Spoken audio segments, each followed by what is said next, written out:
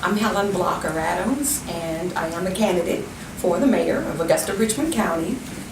I am a product of Augusta by way of my parents who were born and raised in Hepzibah, Georgia. My dad spent 20 years in the military, so my formative years were spent living overseas. And I'm a graduate of Glen Hills High School, Georgia State University with a BA in journalism, and entrepreneur for the past 22 years. And I would like to be Augusta's next mayor. Okay, fair enough. Okay, we can open the floor to questions. Susan, you want to start? Well, I'm planning on it. She's heard the Well, 7 forms. I have a question. Open it up this way. How would Augusta be different if you had been elected mayor in 2005? Augusta would be a more unified Augusta if I was mayor in 2005, because that was part of my platform then, and it's part of my platform now. My strengths are relationship building, working with diverse groups of people, treating people with respect, listening to people, building coalitions, creating win-win situations. So those are the type of things that I plan to do in the future, and I would have been doing over the past 8 years. So Augusta would have been, Augusta has not only so much potential and has come a long ways in the past 8 or 9 years, but it definitely would have been farther along in terms of the negative perception of race in this community. And of course, a lot of it is seen in our county commission, and I think it's not as bad as it seems, but there has to be a different way that things can be handled. And I believe I'm the type of person that's very, I'm approachable, I listen, I'm not a combative person, and so that type of an environment it would be conducive for a more unified county commission, which is pretty much the face of, especially in terms of the media. So yeah, we would be more unified than where we are right now. Would you like to see the charter amended so that the mayor would have more powers, be the strong mayor rather than the weak mayor? And do you think even if that weren't the case, if under the current situation, could you unify Augusta as a weak mayor? I really honestly don't think, not with me and my personality, that being a stronger mayor in the definition of having a vote without the commission being in a tie situation, I don't think that's a prerequisite for me to be a strong mayor. Because of my strengths, I mean my demonstrated experience over the years as a putting events and projects together with limited resources and bringing the right people together to get the job done, empowering people to utilize their skills so that everybody can work together for the common good. That's the strategy that I would use because that's just natural for me. And so I don't think changing the charter is that big of an issue for me. I can be able to do some of the things that needs to be done without that vote per se. That's not high on my priority at this particular time. Helen, if you could accomplish 3 things during your tenure as mayor, assuming you were elected, what would those be? Well, I can tell you the first thing would be creating a vision that everybody can buy into. When I say everybody, I'm speaking of the 10 county commissioners and the mayor. But that vision needs to be put together by the 10 commissioners and the mayor and our department heads. Everybody needs to be felt like they're on the same team. But right now, that's not happening at all. Mm-hmm. So creating one vision that we can all agree on, and that vision is simply, let's make Augusta the best that it can be. Now, the other part is, right now, the way the budget is handled or created. The budget, it seems like, I know when I ran in 2005, some of the same problems they're having now, they were having in 2005, and that is put together a budget and, well, if you fall short, then we just dip into the reserve. They were dipping into reserves in 2005, and they're still dipping into reserve. So how about putting together a budget that at least breaks even? That would be the second thing, okay? And then the third thing would be, let's see. The third thing would be that whole perception of Augusta not being the best that it can be. All of those first two, and the trust, building that trust. Right now, there's such a disconnect with the trust between the public and our elected officials. One part of the community feels like, oh, we're being neglected. Another part of the community feels the same way. We can't keep working on just one side of the community at the expense of another. There's got to be a plan and a vision that it's all of Augusta. And so that's the perception that I want to get past us. And so in the first 4 years, that would be high on my priority. Those would be my three.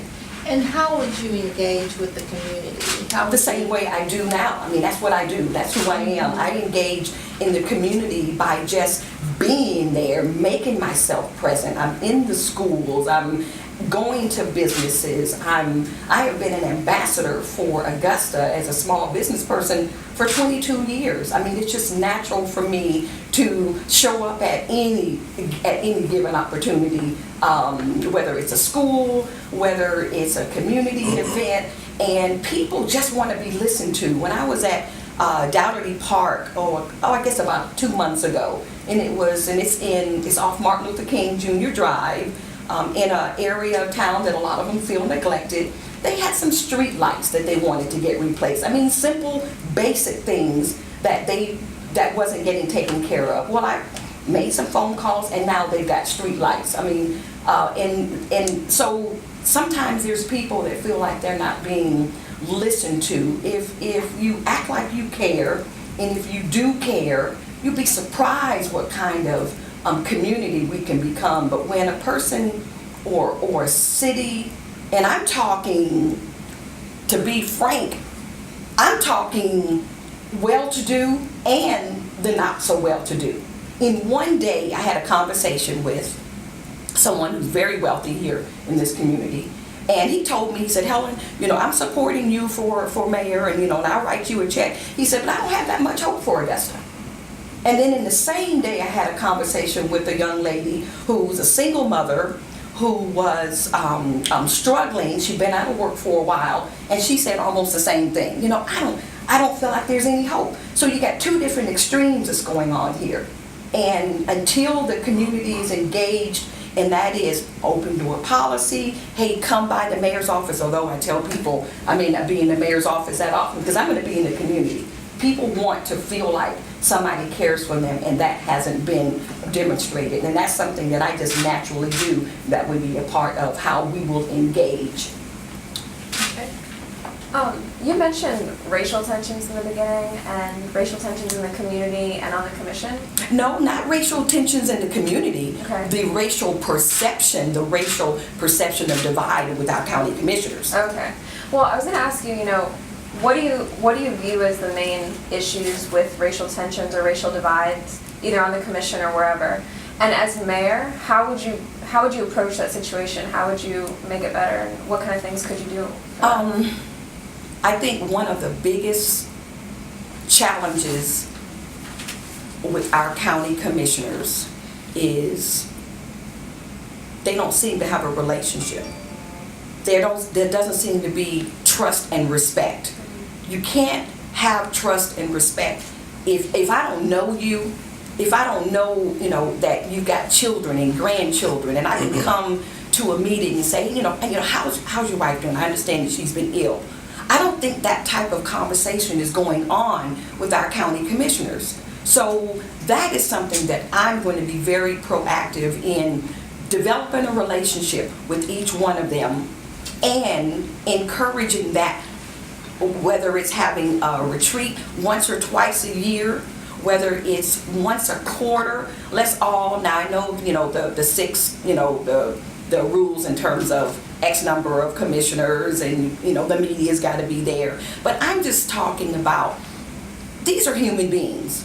We're not robots. Developing a relationship is a really simple kind of thing, but you can't build a relationship just coming to county commission meetings twice a month and coming to special called meetings, because there's always a sense of me against you. Our government is structured in a way that it is perceived that District 1 is against District 7 and District 6 is against District 2. Our government is structured that way. That's not the commissioner's fault. So as a result, developing that relationship so that, if we got trust and respect, and I will be very active in helping to develop that, then then maybe what's going on in District 7, maybe I should pay attention to what this commissioner is saying versus, no, this is not my district, and that's the stance. So they don't have relationship, not in a way that I see it. And as a result, it always seems like the votes are along racial lines, and I think it's more district. If you look at some of these districts, some of the districts are like 99.9% black, and then there's others that's not. So that's, and then the perception, of course, in the media, the nice media has a way of capitalizing on the flaws versus finding, there's some good going on too. And that's something that I plan on doing, is creating because I've been a media person for a long time. And I respect the media, I understand the role of media. But media, I have a relationship with all media folks in this city.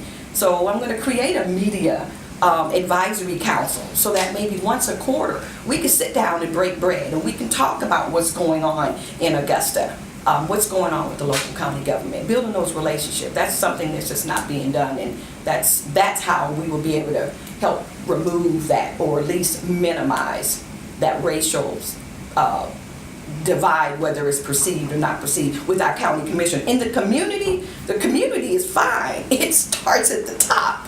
That's where the issues are. Well, to stay on the topic of perception of government, you said in a recent forum that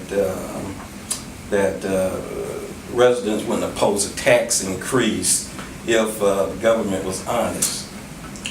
In what way is Augusta's government not honest? I don't think that our county commissioners are giving the public all of the information. SPLOST 7, for example. The SPLOST is going to be on the ballot on May the 20th, and the public had no input. When you don't have the public input, then their perception is, why not? Until that happens, until the public feels comfortable, and I'm hearing there's people now that's suing the local government because of a conflict of SPLOST 6 and SPLOST 7. I think if our county government, even though you can go online and you can see, but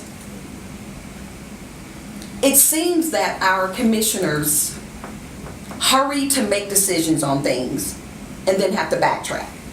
And it's happened time and time again. And as a result, that's that public perception that, wait a minute, you know what?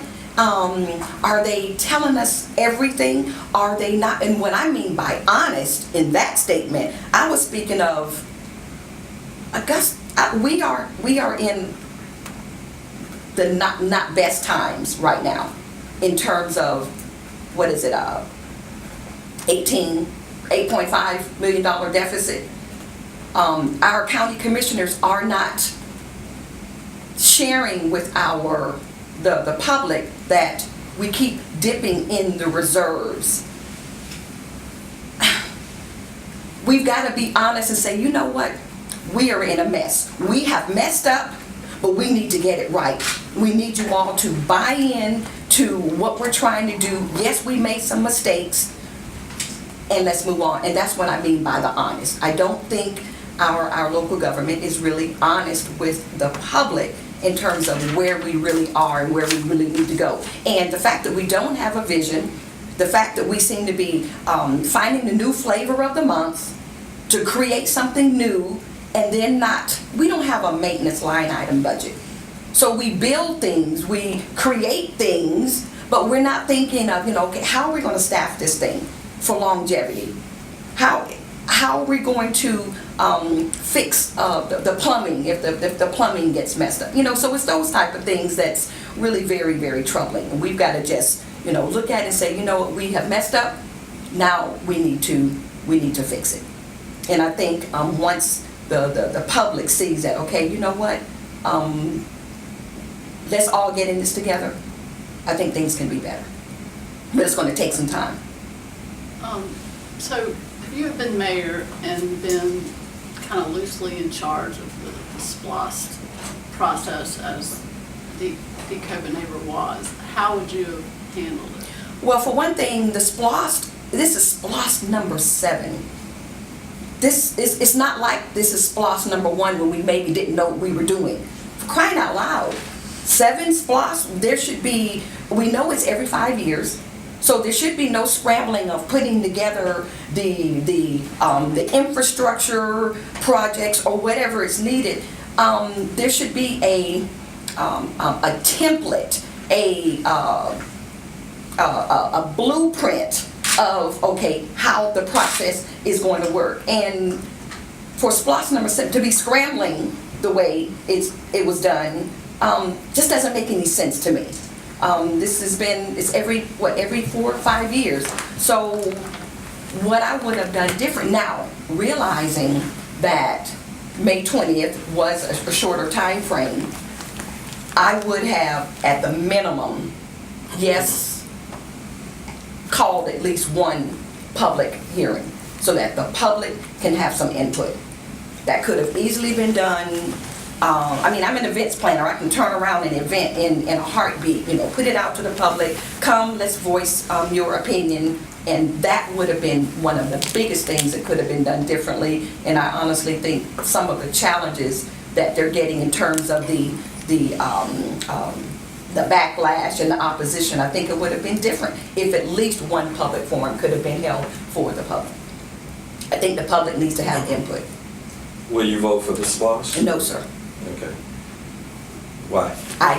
There's what no- would you change in it that would change your vote to a yes? I won't say it's not necessarily the definitely more dollars for infrastructure. $50 million for infrastructure for what's needed in Augusta, Richmond County. We have to put more money in there for infrastructure. I don't know the line items to say move this or move that, so definitely more money would be in there for infrastructure, but getting the public's input so that they can at least have some input. Those are the main two reasons that I'm opposing this. Not enough infrastructure, and there was no public input.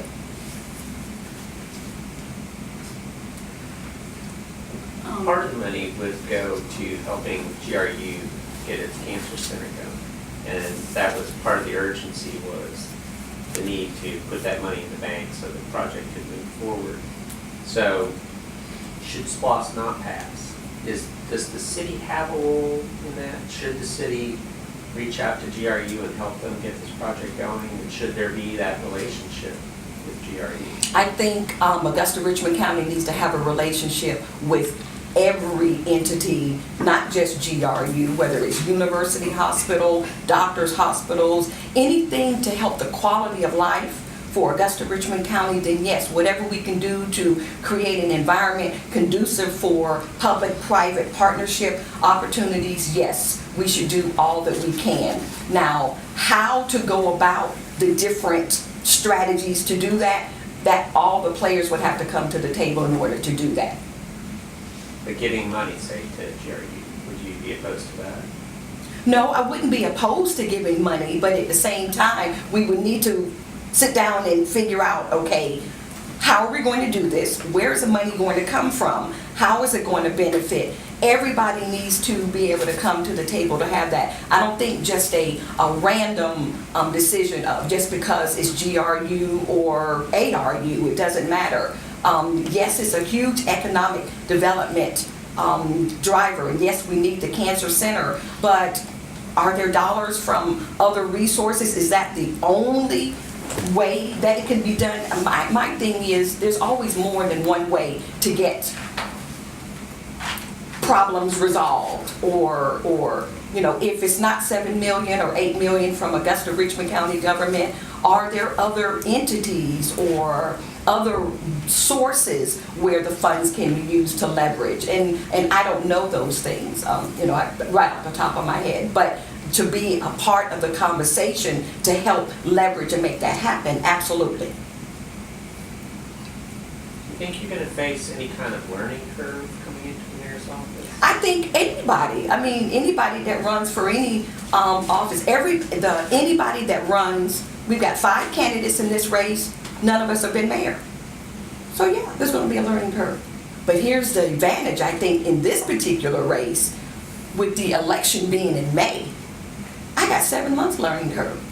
And I've already been, you know, in conversations with department heads and meeting. You know, I made a comment, and my friend Sylvia, she kind of chided me for my idea of personally meeting all of the 2,300 employees. I plan on doing that.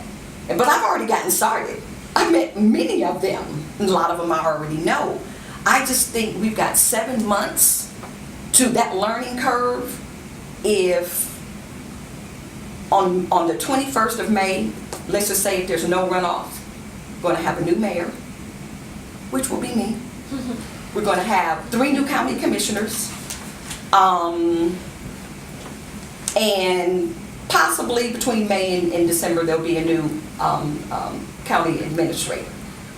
So you'll have an opportunity for 13 to 14 individuals to get to know each other, almost like when someone changes jobs and then, you know, you got 2 weeks notice, you're helping the new person come on board. You know, Deke and I have a good relationship anyway, so I'd be able to work and kind of, you know, shadow him. We'll all be able to kind of shadow each other. And so by January 2015, you know, we've got a seamless transition. The county commissioners that are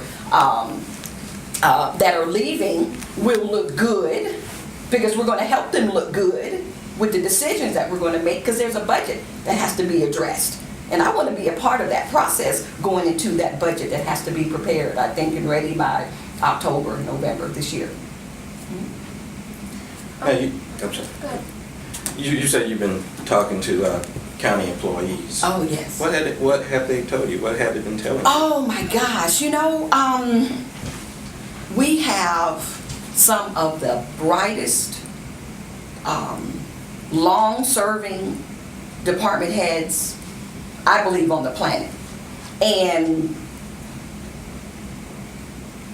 they want to be able to do their jobs and do their jobs effectively. That's pretty much the common message that I'm getting from them. Are they not able to now? Is there something? Well, let's just say they're not able to utilize, I don't believe that they're able to utilize their maximum capability. It's almost like I'm sitting here, and let's just say if all of you were sitting on that side versus along the side of me. That's very,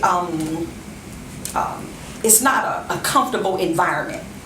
No employee is going to be at their best ability to function when there's a tug of war going on.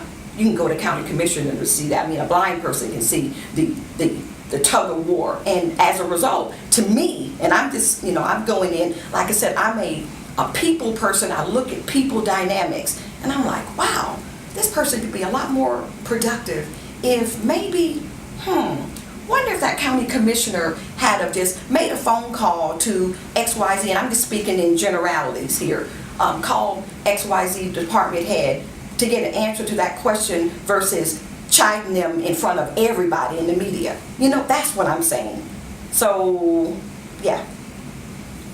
Do you think some of that, though, is because of the fact that commissioners are not present all the time, if you know what I mean? They're there at meetings. They're almost likened to volunteers, and I know that there is some compensation, but it's like a volunteer. It's not, normally it's not their, regular job.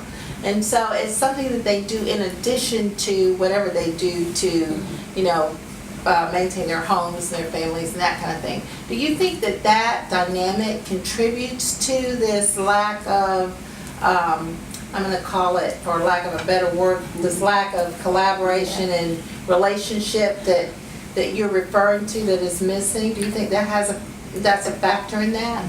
That is very possible, Peggy. Mm-hmm. In all fairness, the county commissioners, it is a part-time job, okay? But it's a full-time job, if you know what I'm saying. Sometimes you just have to work a little bit harder. If you want to, we all have 24 hours in a day. It's just how we use that 24 hours. And if there is not a concerted effort to reach out, across the aisle, so to speak, then it's not going to happen. And I just think someone like me who naturally does it, I can create that environment. We can find ways in those 24 hours to build that. Yes, they have families and that sort of thing, but I just think the environment has got to be different that can help facilitate that. So you're talking about changing their culture. Oh, yeah. Yeah. Oh, yeah. Absolutely. And I don't think that's going to be that hard to do because it all goes back to building those relationships.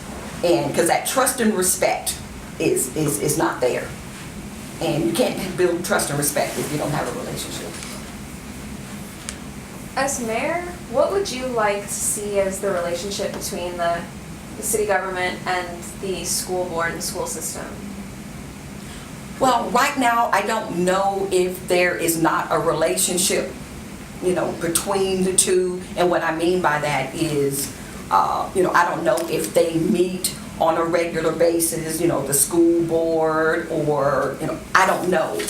But I do know that same city, we all should have a similar vision, and that is to help Augusta be the best that it can be.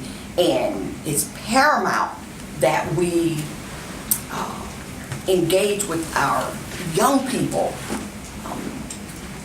So legally, I'm not sure if having regular, for example, I would want to just, but I would make sure that, that it's legal. I would want to just call the superintendent and say, hey, let's have lunch so we can talk, and have those type of relationships. I had that relationship with Dr. Robertson. I've had that relationship with the previous superintendents. That's because I'm very proactive in that way. How can we work together? So yeah, I think that is very, very important for the mayor to be seen as pro-education, but not just education, books education. I'm talking life, just being, just living, so that our young people will not want to just leave Augusta and never want to come back. And right now, that's what I hear a lot. I'm in the schools a lot. I work with young people a lot, and that is a very common statement that I want to go off to school. I can't wait to get out of here. Now it's okay. I wanted to leave and go to college, which I did,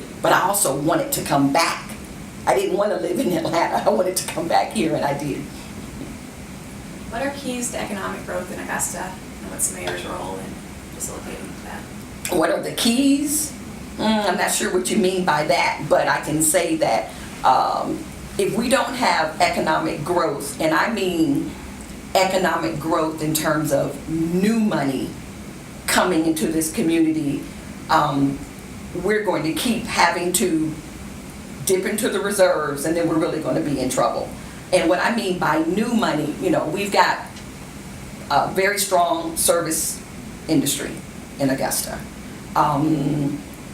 The retail is starting to pick up a lot, you know, the Costco's and the Cabela's, and I think that's a great location so that we can get that 1 penny. Now, let me just say regarding SPLOST, I do support the concept of SPLOST and the penny. I just don't like the way SPLOST number 7 it was done, and the lack of infrastructure and the lack of public input. I want to make that real clear. But that dollar, that penny coming into the city, I think that's very, very important. So that location over there is good. But working with the Augusta Economic Development Authority and any other economic development organization or entity in Augusta is going to be very key for the mayor. Manufacturing, we have some large manufacturing companies in Augusta, but I would like to see, you know, that area of Gordon Highway and Deansbridge Road, which is right there in the center of the growth what's happening at Fort Gordon. I would like that area to be developed as like a Augusta South manufacturing corridor and work with the Walter Sprouse of the world to attract manufacturing type of companies to Augusta. And I say manufacturing because we need to build things again. We need to make things and be able to sell it so that the dollars come from somewhere else into this community, as opposed to a retail store opening up on one side of the city, but then there's others on the other side of the city. So all we're doing is that same $20 that you spend over here in South Augusta because you got a new and shiny store on the other side, it's that same $20. So it's going in circles. So we need new money coming in. So manufacturing is going to be manufacturing/industrial. That's going to be a very, just like there's been over the years a concerted effort in attracting the T-Mobiles and those call centers, and there's a lot of them, and it's solid. Well, now we need to change that by focusing on the manufacturing over the next 4 to 8 years so that we can attract those. New money. We need new money in Augusta. Do you have any plans to work either with the airlines directly or with, say, for example, Hartsville and Atlanta to bring more air traffic to Augusta? Because I would think that transportation, the availability of, you know, easy access in and out would also have an economic impact for us. Well, I'm a team player. I would not be presumptuous to go to Hartsville versus talking directly with our Augusta Regional Airport people. They're the experts. Right. So I would be very proactive in going to them and saying, okay, you know what can I as mayor do to help to enhance what you need to get done? How can we get more airlines here? They're the subject matter experts. I'm not going to be a mayor that thinks she knows everything about everything. So I would go to them and say, okay, you know what can we do? And then as mayor, if it's necessarily for me to make those phone calls or me to get with the FAA or whatever, then that's exactly what I would do.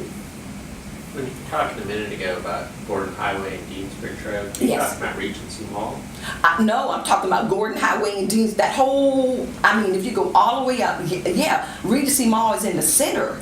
But if you go all the way up Gordon Highway till you get to Fort Gordon, there's a lot of empty manufacturing businesses that used to be there that could very well be brushed off, and let's market them now. If you go on Walter Sprouse, the Augusta Economic Development website, you know, a lot of those facilities and buildings, they're on the website. But my thing is, let's be a little bit more aggressive. Let's be a little bit, and maybe they are, but that's something that I want to make a big push to fill those empty spaces of all of those, all the way up, especially Gordon Highway, so that we can refill them up. Because there used to be manufacturing companies there in a lot of those empty buildings. And if we've got, and then Walter was telling me not too long ago that spec buildings are needed in the industrial park off of 56. So there needs, because you know when these big companies come, they want to be able to at least see something versus just land and trees. And so he was telling me that spec buildings are something that you need to build at least one or two of those, and that's something that the county government can be helpful with in some kind of way.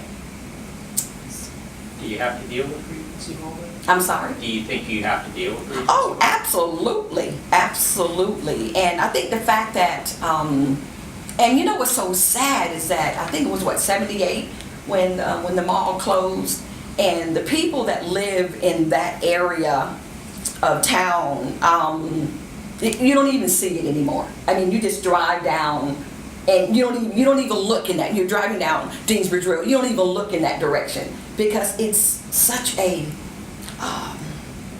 wound in the people's spirit. And until something happens there in a way that will bring life to it, that's going to be a wound in the south of Gordon Highway. I mean, forever and ever. But I think the fact that I think the building has been brought to a certain standard so that it's on the market. I'd be interested to know, what type of nibbles are out there and pursue whatever would be best for that particular location. I'm thinking something more in the area of, Augusta, let me just say this, Augusta is not a children-friendly city. I'm big on youth, because all of us, we're not going to be around forever. I want to have some young people that, go off to college and become nurses and doctors and all of that so they can take care of me when I get old.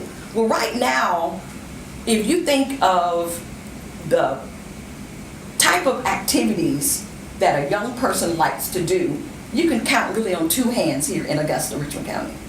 I'm talking middle school and high school age kids. You got one Chuck E. Cheese. Come on. You've got 2 skating rinks. Come on. You've got one bowling alley, 2 bowling alleys. If you go to Gordon, all the recreation centers are fantastic, but they're not fully utilized because our Augusta Richmond County government has not done a good job in putting together a plan to bring more dollars in so that we can fully fund and operate the recreation. How much basketball can a young person play? Come on. They need other things to do. And I hear that all of the time. So, children-friendly city. How about a Dave & Buster's? I've already been making some phone calls, okay? We've already started some phone calls with a Dave. I've never been, but I've heard that that's really a cool place for adults and children to play. Entertainment. We talk so much about a quality of life for adults, but what about our children? We act like they're not even here. Half of our population are 18 and below. So that's something that's real big for me. We got to create a children-friendly city as well. How important is downtown Augusta in creating a thriving city, and what issues do you see with it? And Riverwalk as well. Okay, say that question again. How important is downtown Augusta in creating a thriving city, and what issues do you see with it? How would you address it? Riverwalk included. Downtown Augusta is, and I know in every city the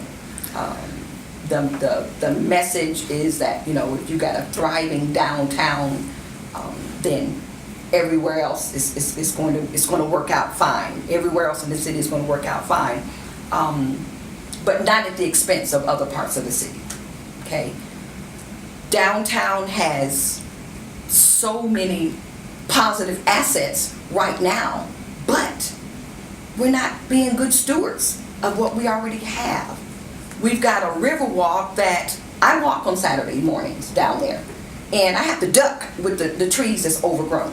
That's just unacceptable. So we've got to clean up what's down there. The breakage in the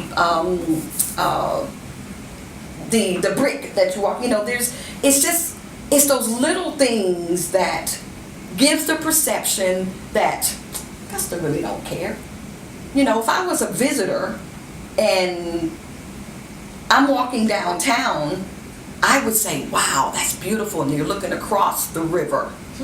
That's what's beautiful. Not on our side, because we're not taking care of what we have. So downtown is very, very important. And I think with the budget the way it is, okay, we don't have enough supposedly resources to pay more employees to maintain it. Well, for a short period of time, I have the idea of, and this is not just downtown, this is all of Augusta. How about we partner with some of the lawn care, those type of companies all over Augusta.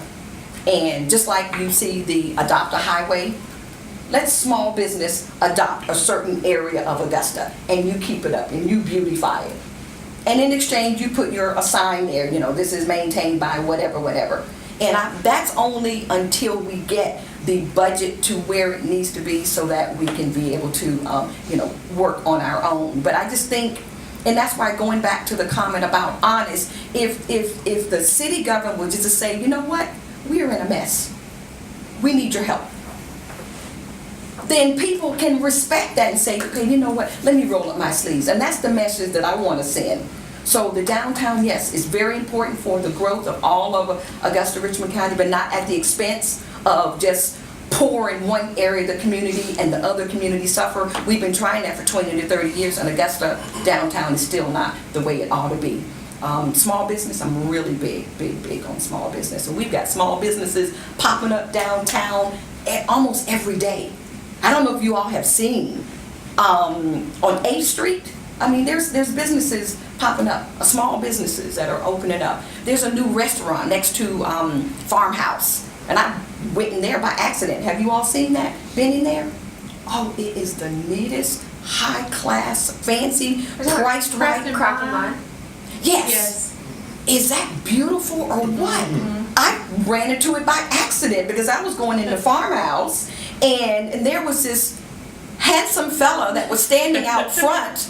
And it was like, a walkway, almost like a red carpet type treatment. And I'm like, what in the world? Where did this come from? And I walked in, and the general manager, he gave me a tour. This was like last week. I couldn't believe it. I said, and it's things like that. I tell people, there's a lot going on downtown. I love downtown. I get really upset when I have people, my friends in South Augusta, that say they haven't been downtown in years. That just breaks my heart.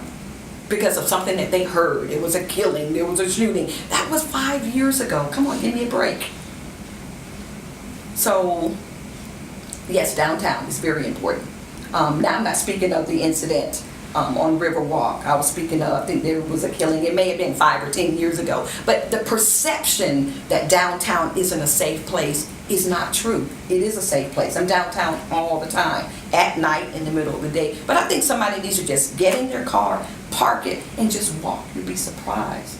The energy that's down there is just phenomenal, and I just want to help to perpetuate that. As an entrepreneur for 22 years, that would be really high on my priority. One of the other big things that's going to happen regarding city government, besides the mayoral and the commission elections, will be the hiring of the city administrator. Yeah. What qualities do you want to see in the new administrator, and do you agree with the firing of Fred Russell? I think our county administrator should be someone who has a demonstrated record of working with a diverse group of county commissioners. I think, and diverse, I mean whether they're black, white, Hispanic, a diverse, women, having enough leadership fortitude to say, you know what, this is the way it is, and I need you guys to buy into what I'm presenting. I think the county administrator should be, sure, having the degree in, I guess public administration, that's fine, but I would love to see someone that has maybe worked as a county administrator in a city similar in size to ours, someone who, got, now our previous county administrator, I mean, with him being a former cop, obviously he's a tough guy, and I like Fred. I mean, I think he is, in terms of, I say was, in terms of as a county administrator, a big ambassador for Augusta. I mean, he would always be talking about, what's so good about Augusta compared to other areas that he lived in. I think it was Virginia. So yeah, in terms of leadership, I would say the next administrator, definitely someone maybe that's had some experience in. But then on the other hand, sometimes just, that's just like me being possibly the first female mayor of Augusta, Richmond County. Sometimes you need to just, put somebody in there that's maybe doesn't have all of those so-called, experiences, but can come with a fresh look. But at least be able to make, be able to make some strong decisions. Did you agree with the firing? I don't agree with how he was fired. Now, all the reasons, I mean, they really, half the commissioners won't even say publicly why. I have a problem with that. I mean, if you're going to fire somebody, then put it on the record why you fired them.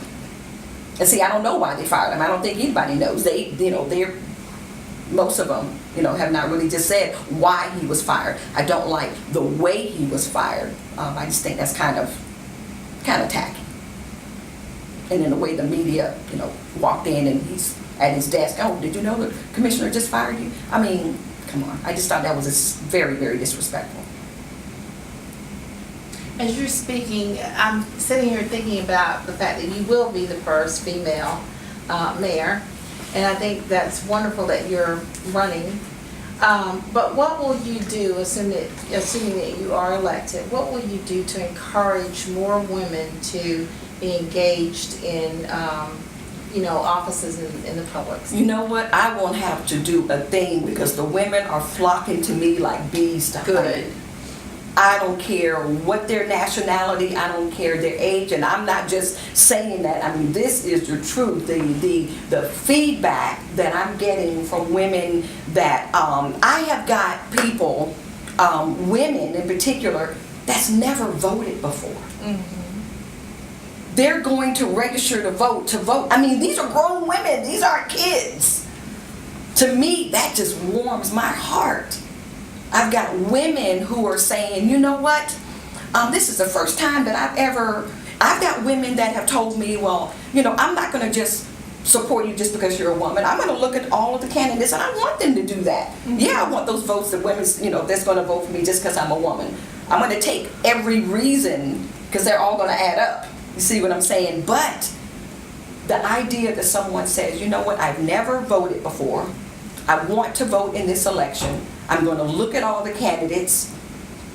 I mean, that just warms my heart. So it's almost like I won't have to do anything. All I have to do is just be me. I'm a naturally engaging person. People gravitate to me because they know that I care. I have demonstrated in this community that I care, and for all of Augusta. And people can see that. Even the ones who don't support me, they can see that. So that's going to be a natural thing. It really is, and I'm really, really excited. Could female votes be your key to victory? There is, for the sake of making it seem like this is a male-female thing for my audience out there, I love the guys, and yes, I want the male. Come on now. My personality is what you see. I don't change just because I'm in this particular setting. I want the men votes, yes sir, and I've got a bunch of them coming. Well, let me ask you a question. No, and I'm going to answer because women all over the United States of America have the voting power. Most of them just don't know it. Here in Richmond County, there are over 11,000 more black female registered voters than black men. That's huge. There's over 5,000 more white female registered voters than white men. That's huge. So, yeah, a lot of women will vote for me. But a lot of women are going to vote for the other candidates as well. But I think I got an edge. There's just no doubt about that.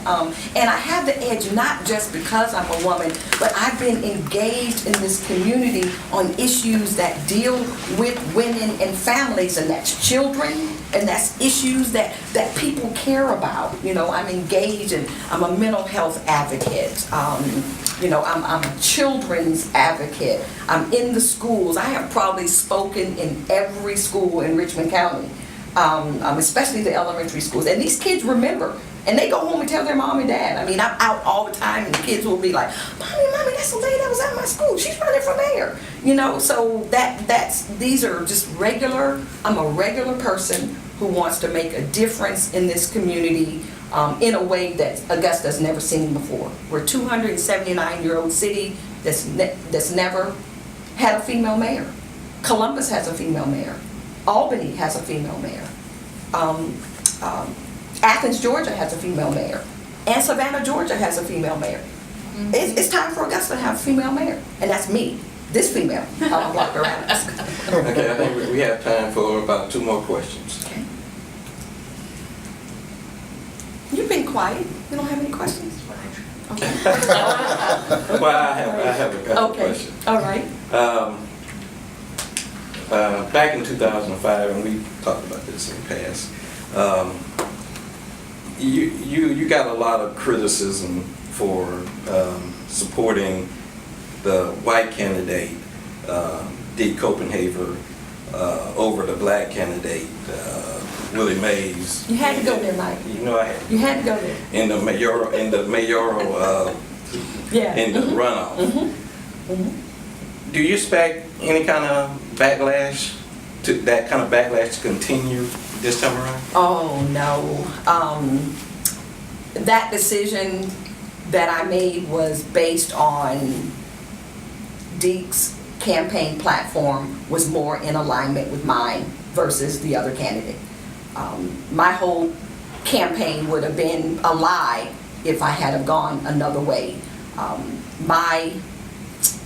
My having lived overseas and being a military brat, that I love to say, working with diverse groups of people is one of my strengths.